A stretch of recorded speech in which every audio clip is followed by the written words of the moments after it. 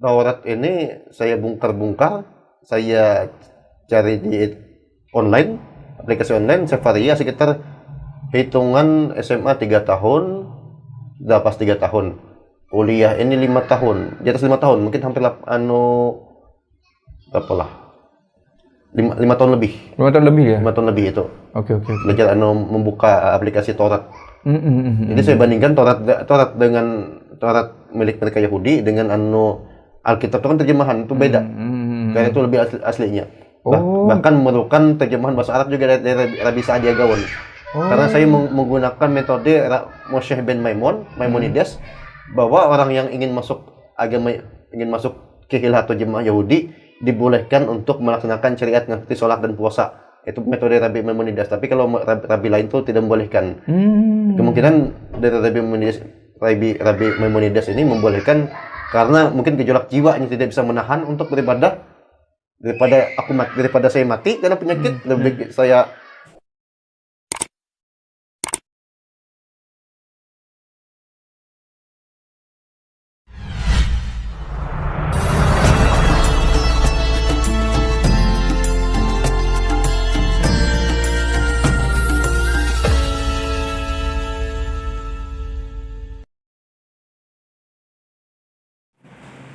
Assalamualaikum warahmatullahi wabarakatuh. Alhamdulillah nasta'inu wa nastaghfiruhu wa na'udzu billahi min shururi anfusina wa min sayyiati a'malina. Man yahdihillahu fala mudilla lahu wa man yudlil fala hadiyalah. Asyhadu an la ilaha illallah, asyhadu anna Muhammadar Rasulullah. Allahumma shalli ala sayyidina Muhammad wa ala alihi wa sahbihi wa barik wa sallam. Amma ba'd. Pemirsa yang dirahmati Allah, jumpa lagi di channel Darmansa Agam, yaitu salah satu channel yang membela ajaran agama Islam dari golongan orang-orang yang tidak suka terhadap agama Islam, baik itu yang datangnya dari kalangan orang Islam sendiri yang digolongkan kepada kaum munafik maupun orang-orang yang di luar agama Islam. Pemirsa yang dirahmati Allah, di dalam pertemuan kali ini kita akan membahas salah satu video tentang mu'alafnya salah seorang kaum Kristiani, yang mana beliau semakin memperdalam keyakinannya maka semakin terguncang imannya. Bahkan pemirsa yang dirahmati Allah, beliau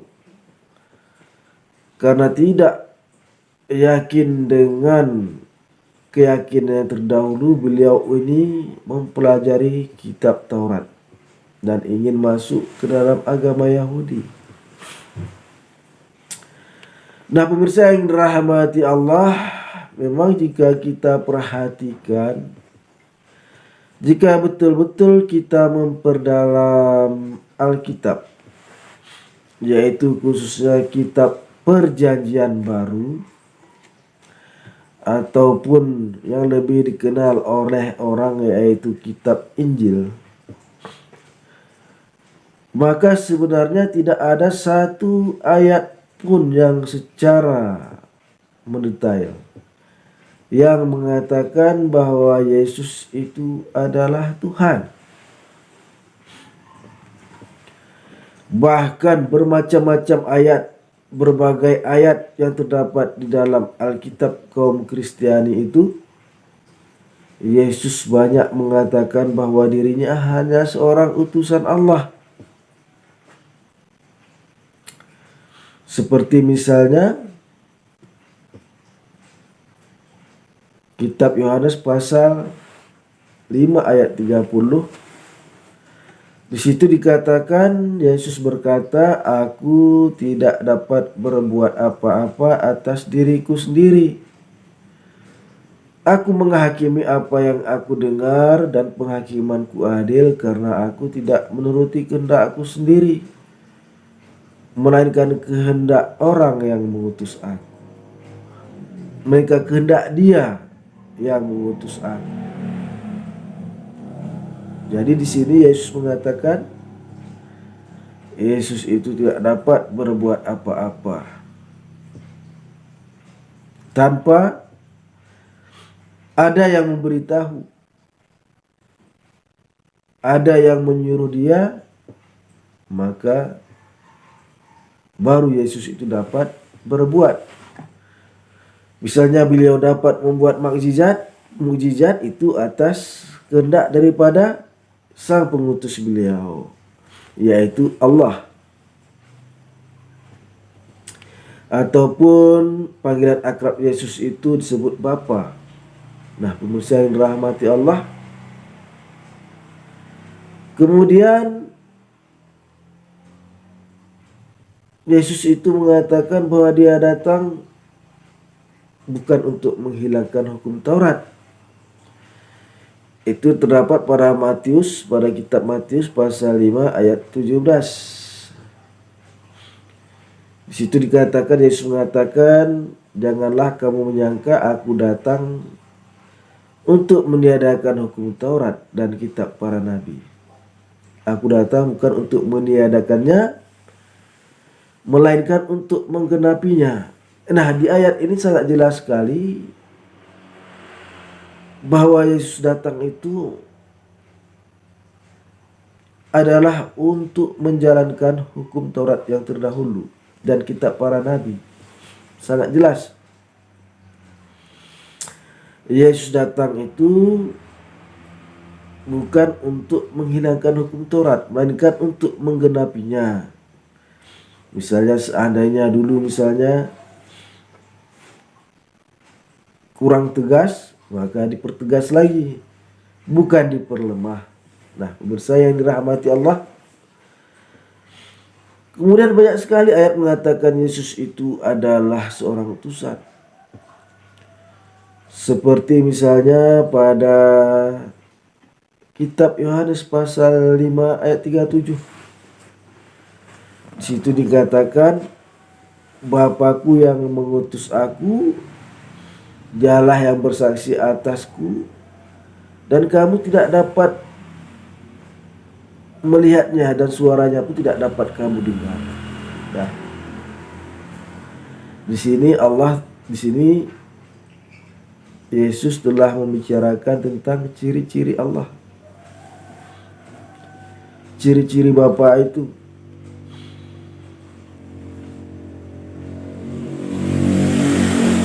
Yesus mengatakan Bapa itu tidak dapat dilihat. Bapa ini adalah panggilan Yesus kepada Allah. Dan di dalam kitab kaum Kristiani itu, yang dimaksud dengan anak itu adalah orang yang bertakwa, disebut dengan anak. Ini misalnya terdapat di dalam kitab Matius pasal 5 ayat 9. Berbahagialah orang-orang yang membawa damai karena mereka akan disebut anak-anak Allah. Jadi kalau di dalam Islam namanya hamba Allah. Nah, pemirsa yang dirahmati Allah, banyak sekali ayat yang mengatakan Yesus itu bukan Allah. Termasuk salah satunya adalah di dalam kitab Markus pasal 16 ayat 19. Di situ dikatakan, setelah Tuhan Yesus berbicara demikian kepada mereka, terangkatlah ia ke surga, lalu duduk di sebelah kanan Allah. Nah, Yesus itu di surga duduk di sebelah kanan Allah. Jadi Yesus bukan Allah. Nah, pemirsa yang dirahmati Allah, untuk mempersingkat waktu, marilah kita saksikan tentang kisah mualafnya seorang pemuda yang mencari kebenaran. Selamat menyaksikan. Bob Safar, ceritain dong. Ya, alhamdulillah, salatu wassalamu ala Rasulillah Sayyidina Muhammadin nabiyil ummi wa ala alihi wasallam ajmain. Assalamualaikum warahmatullahi wabarakatuh. Waalaikumsalam. Segala puji bagi Allah Subhanahu wa taala yang merahmati kita sampai hari kiamat. Amin. Amin. Amin ya rabbal. Dan sebelumnya saya berterima kasih kepada channel-channel di YouTube, yaitu channel Debater Muslim dan channel para inspirator yang lain, yaitu yang pertama Abang Yusuf PI dari Banjarmasin, SKB Gaming tuh kalau nggak salah itu, yang mengupas macam-macam kisah termasuk para mualaf. Dan yang berikutnya kepada Mr. Jamal Official yang memberikan tuntunan kepada orang-orang yang sulit ekonomi, terutama orang yang terlilit hutang juga, diberi motivasi oleh Mr. Jamal. Terima kasih banyak telah memberikan inspirasi kehidupan. Dan yang terakhir khususnya kepada Abang Inspira sendiri, Movie sendiri, yang pasti ikut mengangkat kisah-kisah dari beberapa orang, dari yang kecil hingga yang besar, dan bahkan ini unik sekali kisah-kisah dari beliau ini. Terima kasih banyak. Jadi asal usul saya mengenal Islam, saya ceritakan mulai dari kecil. Saya terlahir di Kota Buntok, Batu Selatan, tanggal 10 November tahun 99, bisa dibilang hari pahlawan lah. Ya. Dan di bulan November itu saya pernah mengalami kondisi stuck, kejang-kejang. Disitulah asal muasal kenapa saya bisa memikirkan Allah Ta'ala, mencari tauhid sesuai dengan apa yang antum sampaikan tadi. Itu 2 kali posisi step. Cuman step awal itu lebih kuat penyerahan diri kepada Allah Ta'ala ketimbang step kedua, karena semakin bertambah usia seorang bayi atau balita, maka semakin terkikis fitrahnya karena ego sudah tumbuh. Tapi alhamdulillah ketika saya didengarkan oleh azan di televisi, azan dan melihat masjid, saya tertarik. Saya pikir saya adalah golongan dengan mereka, satu golongan. Oh, dipikir Islam juga gitu ya? Islam juga. Cuman saya melihat orang tua, kenapa orang tua tidak pergi ke masjid, tetangga pergi ke masjid, tapi orang tua pergi ke tempat lain. Apa sih yang orang tua ini mau? Saya merasa berbeda ini. Saya pikir ya nggak apa-apa lah, biarkan saja orang tua itu pergi ke tempat mereka. Yang penting saya sama dengan tetangga. Itu yang saya pikir dulu. Sewaktu saya pertama kali pindah dari Buntok ke Tamiang-Layang, memasuki fase pendidikan TK kecil, mau naik ke kelas 1 SD. Oke. Ya, memang yang paling parah kelas 2 SD itu. Saya merasa hampir setiap hari diberi makan daging babi masak kecap itu. Nah, saya nggak bisa ngunyah itu karena saya melihat jijik juga itu. Oh, lihat jijik. Karena memang saya nggak bisa ngunyah daging hewan yang berkaki 4, dan memang itu hewan siksaan, dipukul. Babi itu kan dipukul, nggak disembelih. Kalau misalkan diberi makanan orang muslim kayak misalnya daging sapi, kemungkinan ayam, atau daging kijang pun bisa saya ngunyah, tapi kalau babi ini terasa mau ngelepeh. Dan sekelas waktu TK naik ke kelas 1 itu diberi daging kelelawar juga saya nggak bisa makan, cuman kunyah, mau nelan aja susah. Seolah-olah tenggorokan atau kerongkongan ini menolak. Dan saya makan tuh bumbu-bumbunya dulu tuh. Cuman karena saya nggak tahu memang itu darah itu tidak baik. Karena saya belum tahu ilmu biologi, belum tahu ilmu psikologi. Saya makan aja lah daun darah itu. Makanya mungkin saya tumbuh sifat yang cukup agak temperamen dulu lah. Oke. Menarik ya. Tadi dikatakan SD. Sorry. TK dan SD antara TK dan SD mikirnya udah, ini apa sih? Jijik nih, gue nggak suka nih, aku nggak suka gitu ya. Jijik yang menjijik itu. Itu nggak ada yang ngasih tahu dah. Tapi otomatis ada kepikiran kayak begitu. Otomatis di otak, rancangan otak. Memang beberapa anak yang terlahir di muka bumi ini diberikan kemampuan khusus oleh Allah Ta'ala. Entah itu bisa membedakan mana yang vibrasi energinya positif, mana yang negatif. Jadi untuk makanan hewan yang disembelih dengan benar, dengan lembut itu energi vibrasi positif. Sedangkan hewan yang dipukul itu matinya seperti orang suul khotimah. Ya betul, itu kayak orang suul khotimah. Itu energi negatif. Jadi para ilmuwan psikologi atau psikospiritual sudah meneliti tentang ini, termasuk Islam juga. Mereka setuju dengan Islam. Ada sebagian dari mereka yang mualaf. Baru tahu juga sih, ternyata babi itu dipukul ya matinya ya. Dipukul. Berarti babi itu nggak ada yang disembelih ya? Nggak disembelih karena lehernya tebal ini. Jarak antara lehernya hampir tidak kelihatan. Makanya kalau mau membunuh babi ini, kalau tidak dia pancong pakai samurai, dipukul. Oh, gitu. Itu juga baru dengan kekerasan. tahu saya. Pokoknya membunuh babi itu harus itu dengan kekerasan. Oh, Sebenarnya gitu ya? orang tuh nggak suka kekerasan. Kalau misalkan kita makan babi, kita mengolah babi itu, Jadi keras juga? makanya bisa kita terpengaruh jadi keras. Oh, Takutnya iya, itu iya, kalau iya. misalkan nggak bisa dikendalikan ke manusia bahaya juga tuh.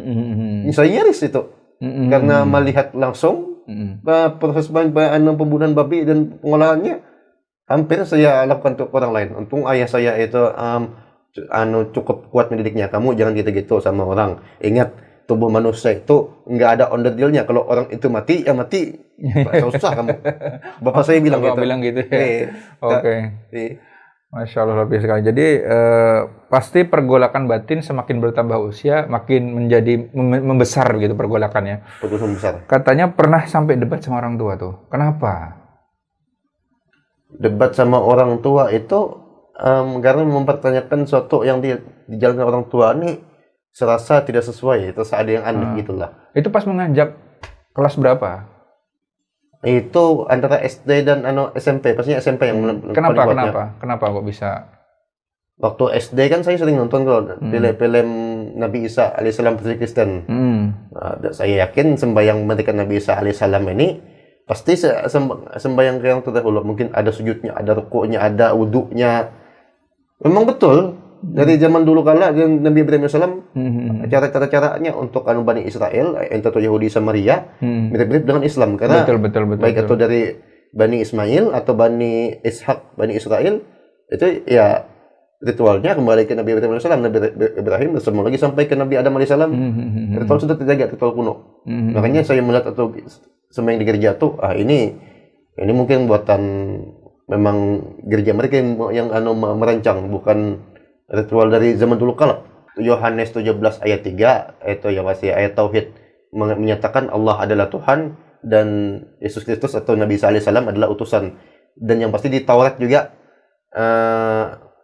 dalam kitab Devarim ulangan Shema Israel Hasim al-Hinu Hashim Ahad.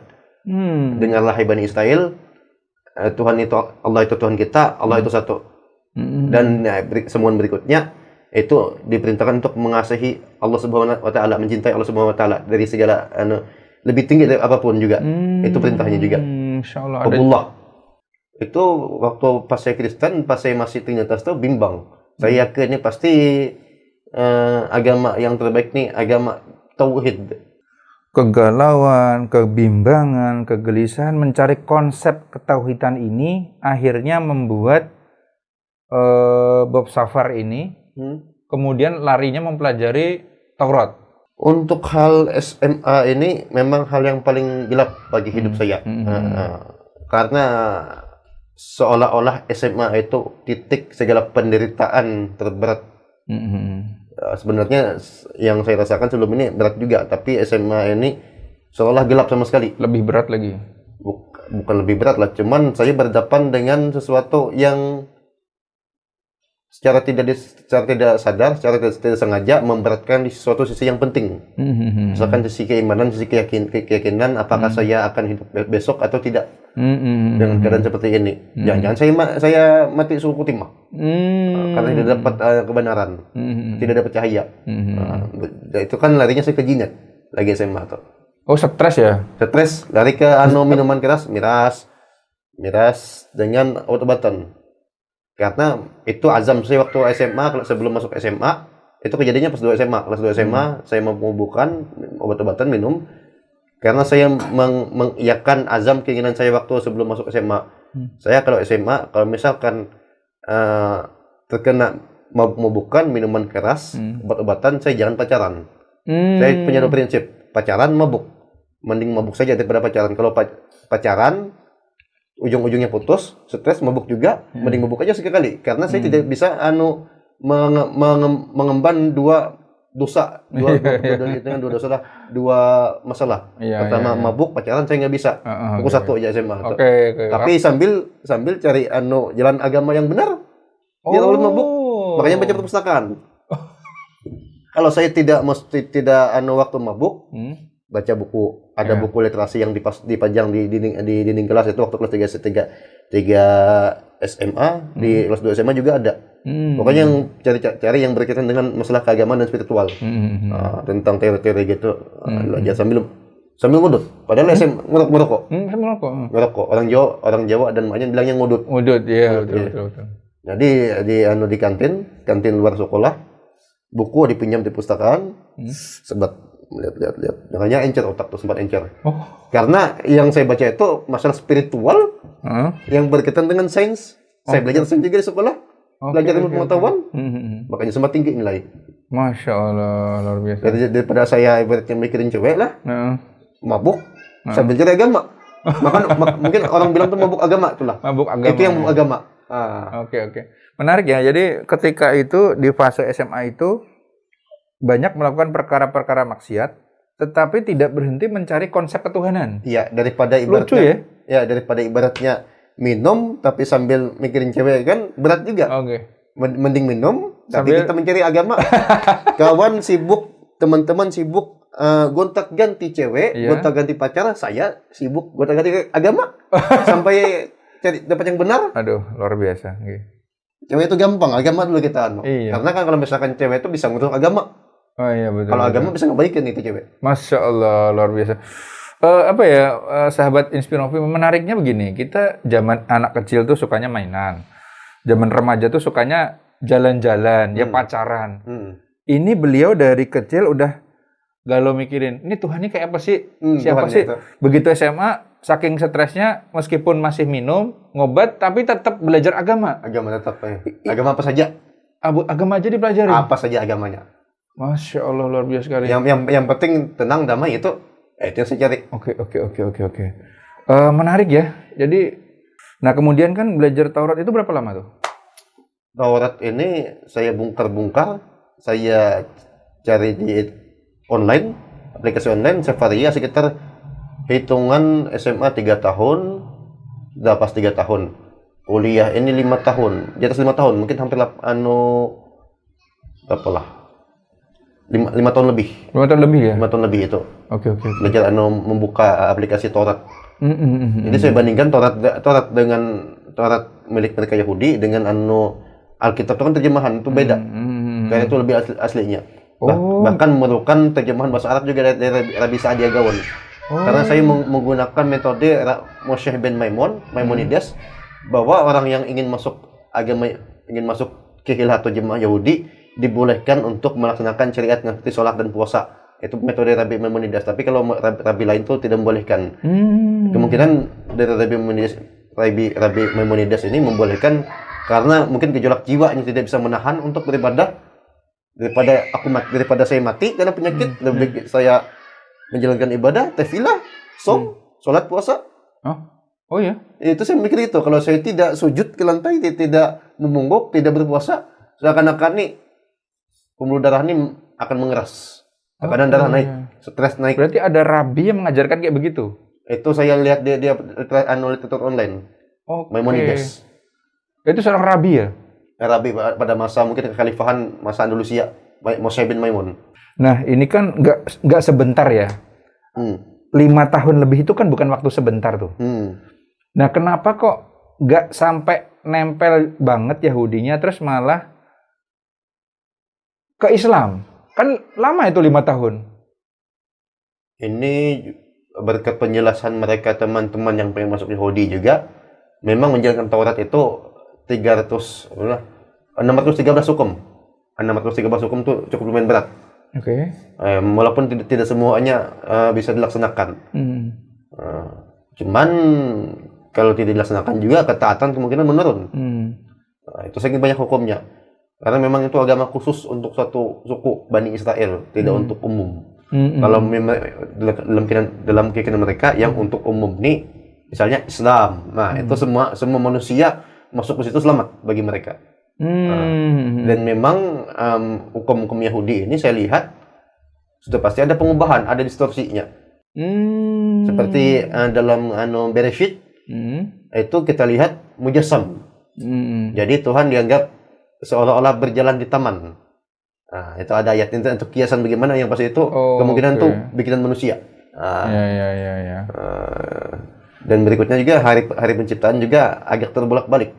Seharusnya hari ke-6 itu sudah selesai penciptaan. Harusnya manusia diciptakan hari ke-6. Cuman dalam kitab dalam Taurat versi online entah itu Khabat atau Sefaria ini terbalik-balik.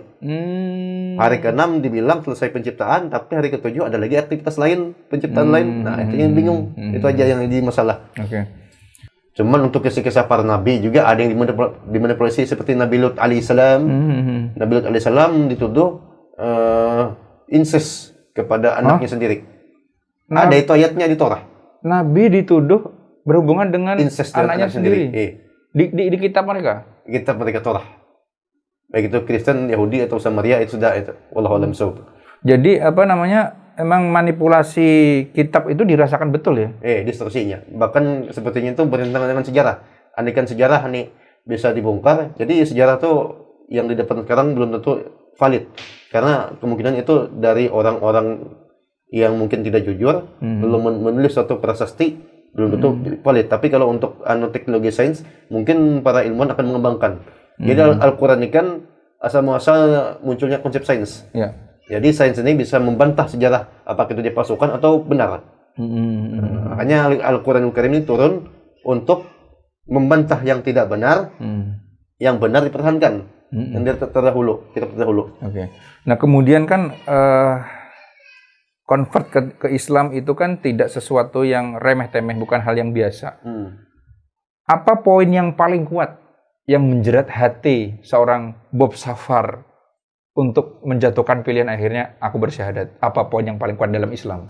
Poin paling kuat, yang pasti itu tadi poin yang paling kuat dalam Islam yaitu Al-Qur'annya, kitab mereka, kitab agama kita, bahwa agama ilmu dari Al-Quran ini dijabarkan itu bisa mengalahkan semua ilmu di muka bumi, bisa memperbaiki, bisa men-scan. Jadi ada suatu ilmu yang ada di muka bumi ini, ada sebagian yang benar, ada sebagian yang salah. Yang salahnya dibuang, yang benar dipertahankan, lalu disempurnakan lagi oleh Al-Quran. Al-Quran penyempurna dari semuanya. Semua kitab di bumi, baik itu kitab dari keagamaan, kitab ilmu pengetahuan, norma sosial, bagian seni juga, karena Al-Quran turun juga dianggap oleh orang jahiliyah sebuah karya seni yang luar biasa, dan bagi kita juga suatu karya seni luar biasa dari Allah Ta'ala. Allah Ta'ala langsung menurunkan Al-Quran Karim. Dibacanya bagaimana, tartilnya bagaimana, itu sudah memang beda, bukan buatan manusia lagi, buatan Allah Ta'ala. Masya Allah. Bob Safar, ini mungkin kita masuk di sesi terakhir ya. Iya. Kita ini kan umat, banyak yang asatid kita, ulama-ulama kita, guru-guru kita mengatakan kita sudah masuk di zaman kegelapan. Betul sekali. Nah, contohnya banyak sekali. Banyak sekarang hal-hal yang viral, contohnya nih, hal-hal yang viral di media sosial itu pasti banyak negatifnya. Ya, negatif. Nah, apa nih nasihat seorang Bob Safar yang udah ternyata dari kecil diberikan Allah keajaiban untuk umat saat ini menghadapi saat-saat gelap, termasuk kita ini mudah terkotak-kotakan tuh. Nah, silahkan. Mungkin nasihat untuk umat boleh, apa tuh? Boleh, pandangan saya menghadap kamera. Harus menghadap kamera, Bob. Jadi pas lah. Iya, ini Bob, pas ya. Nah, tuh, silahkan, Bob. Assalamualaikum warahmatullahi wabarakatuh. Alhamdulillah, salatu wassalam ala Rasulullah Sayyidina Muhammadin Nabiyil Ummi wa ala alihi wa sahbihi wasallam ajma'in. Amma ba'du. Ya ayyuhal muslimin wal muslimat rahimakumullah. Kita lahir ke muka bumi ini atas kehendak Allah Subhanahu wa taala, bukan untuk bersenang-senang, tapi kita memperbaiki kerusakan yang pernah ada terjadi sebelumnya. Baik itu dari sisi sosial ataupun lingkungan, kita usahakan. Jangan hanya mengurus kebutuhan sendiri yang hidupnya hanya hura-hura happy-happy, karena ini bukan hura-hura happy-happy. Bahwa saya ini sudah mu'alaf, tetap saja saya mengamalkan sesuatu hal untuk menolong orang lain. Walaupun saya mengorbankan harta saya sempat menolak karena itu harta milik ayah saya. Tapi mau tidak mau saya harus menolong orang muslim yang hampir meninggal. Karena sebabnya keluarganya nggak ada yang menolong sama sekali. Cuma ngurus perut saja, mencari duit. Ini yang perlu jadi perhatian bagi umat.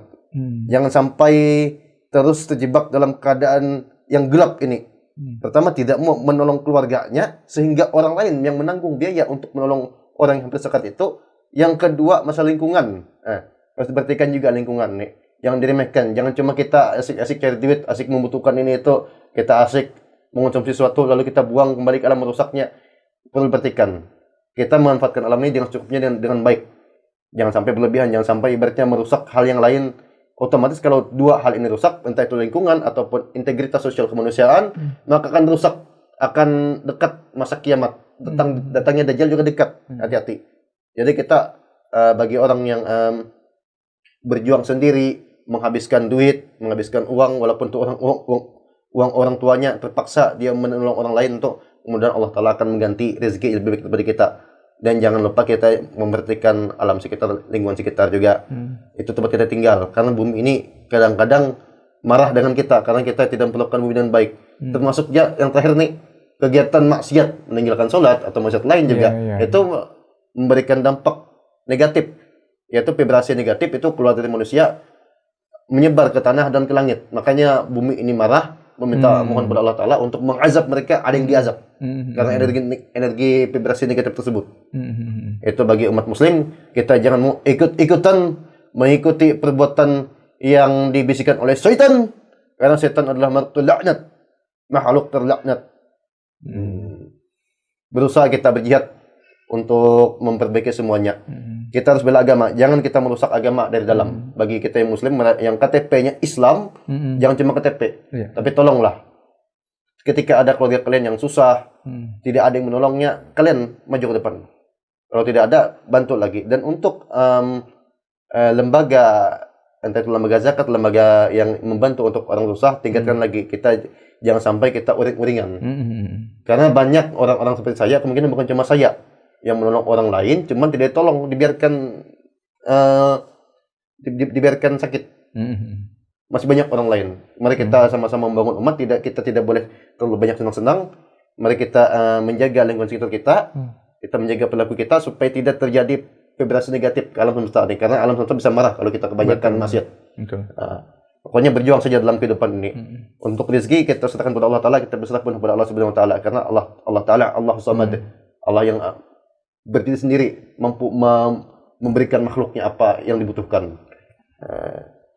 Demikian.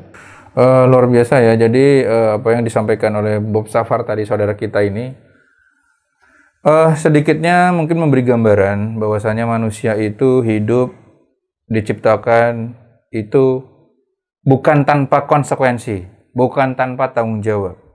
Ya, kita diciptakan ke dunia ini bukan hanya untuk main-main saja. Bukan senang. Tapi suatu saat berjuang. Kita bakal ditanya nih, apa yang udah kamu lakukan buat umat? Begitu ya Bob Safar kira-kira ya. Untuk umat, untuk tempat kita tinggal semuanya. Ini tempat kita berjuang, bukan tempat kita senang. Jadi ingat sahabat, siapa kita?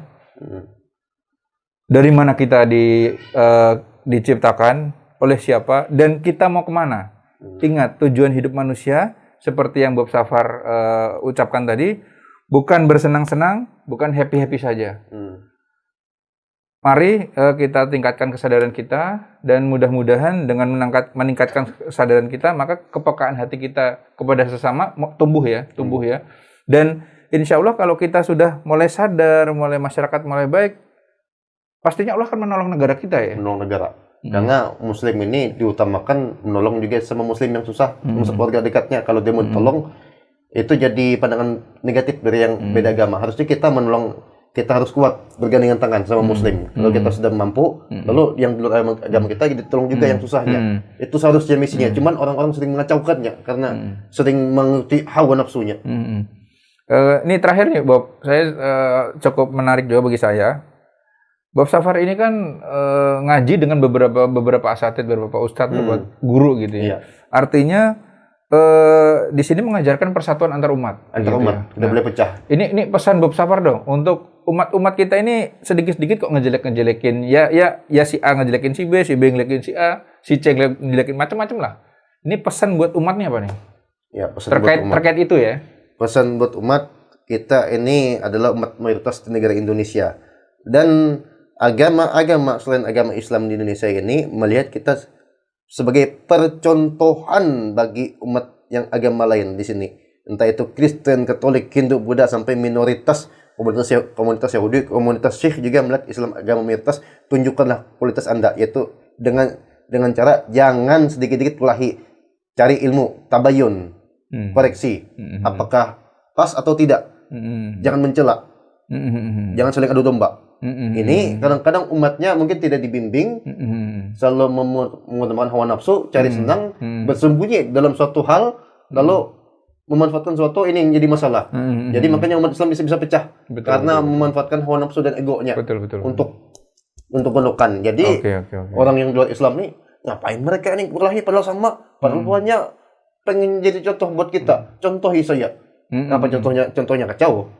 Itu pesan buat kita umat Islam, untuk yang mualaf semangat, mualaflah dengan niat lillahi ta'ala.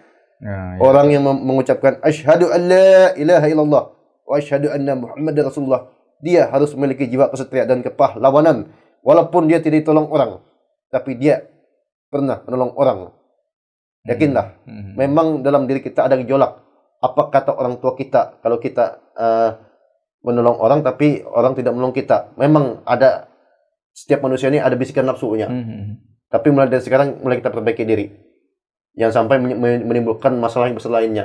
Bagi yang memiliki harta lebih, tolong saya ingatkan agar memperhatikan sanak saudaranya, keluarganya yang kekurangan, yang memiliki keadaan yang sekarat, baik itu secara kesehatan dan ekonomi yang sekarat, yang hampir meninggal, ditolong, jangan sampai dibiarkan.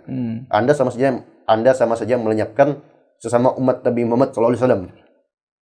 Yang di luar umat Nabi pun atau keluarga itu harus ditolong juga, apalagi sama umat. Ini berbahaya.